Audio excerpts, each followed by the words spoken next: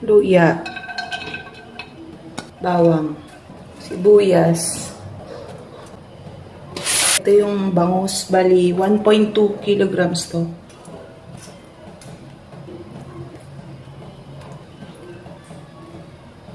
Suka.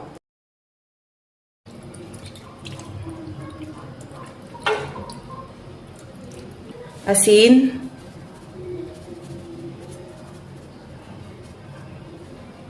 Pamintang pino. Pamintang buo. Itong okra optional lang kung naglalagay lang kayo. Masarap yan pag malutong. Tsaka itong siling green.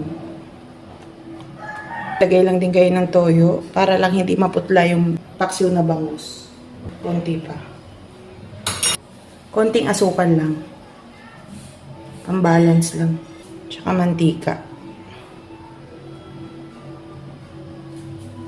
Laurel.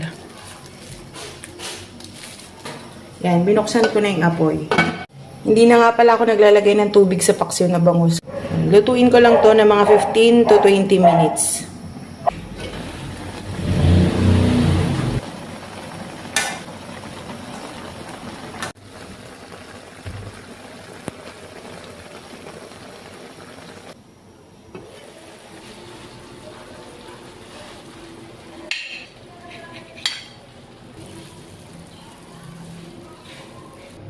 Kain na.